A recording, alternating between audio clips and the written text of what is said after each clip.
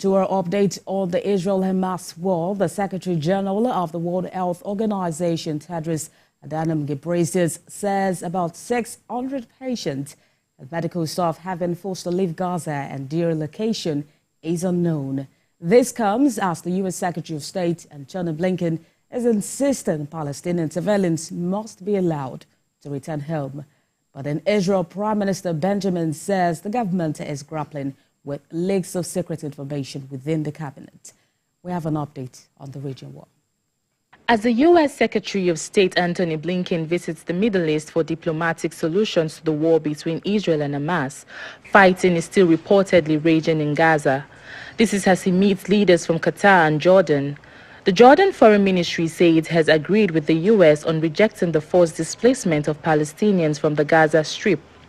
According to Gaza's health ministry, as many as 73 Palestinian people were killed and 99 wounded in attacks by Israel on Gaza over the past 24 hours. Palestinian media reports say at least 8 people were killed after an Israeli air attack hit a house in a city in central Gaza. Meanwhile, the Israeli Defense Forces have acknowledged that a sensitive air traffic control base in northern Israel was hit by the Lebanese militant group Hezbollah a day earlier.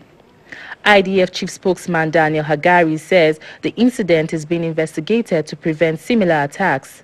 Mr. Hagari also adds that Israel attacked Hezbollah military targets on Saturday, killing 7 militants.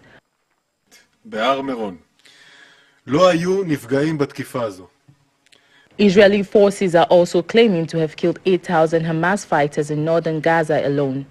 Spokesman for the Israel Defense Forces says the military has also seized thousands of weapons and millions of documents. The U.S. is warning that failing to prevent the conflicts from spreading across the Middle East would lead to an endless cycle of violence.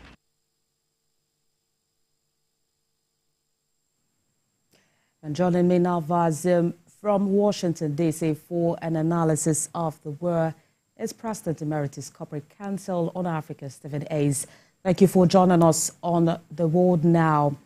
The Israeli Information Center for Human Rights in the occupied territories has said the starvation of people in Gaza is not a byproduct of the war, but a direct result of Israel's declared policy. And we know that the U.S. Secretary of State, Antony Blinken, is also calling for a scale-up of aid into Gaza. What is the use of scaling up aid which cannot get into Gaza? Well, I will say it's very, very difficult to hear you right now. But in terms of the aid into Gaza, obviously it's very, very difficult to get in. It's being still carefully checked by the Israelis. Another problem is that Hamas has taken some of that aid for themselves that does get in. So that's also another issue.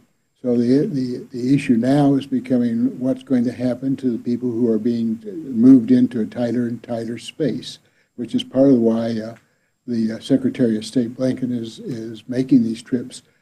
He's bound to be asking Jordan and Egypt if they're willing to take in refugees, and that's going to be a big issue because the concern is that once you've left Gaza, it's going to be very, very difficult to come back.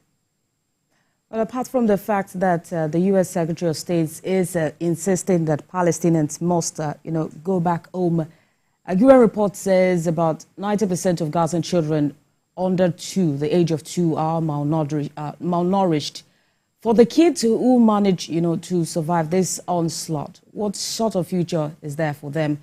And how worried are you about the long-term effect of this war on their livelihoods? Well, again, I'm having a very difficult time hearing you because I understand the question is that there's going to have to be a massive relief program for children, especially.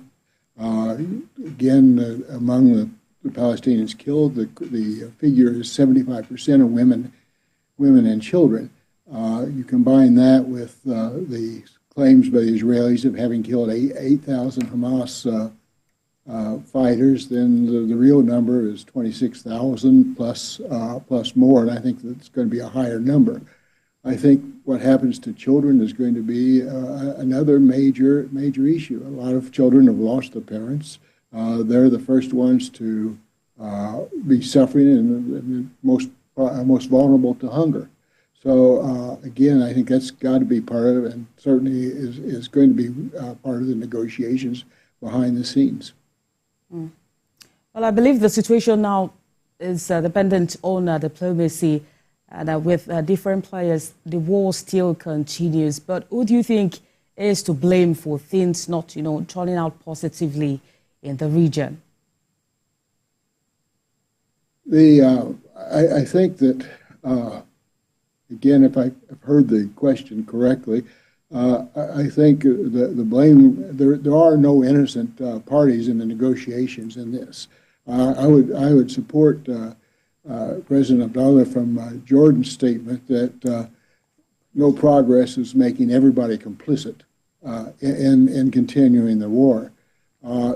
The Israelis certainly have made it very difficult. I think they're working to push people out of Gaza despite denials. The Jordanians and the Egyptians don't want to take in the refugees for their own reasons, and for the fact is it's going to be very difficult for anybody to return to Gaza. So, and I think the U.S. has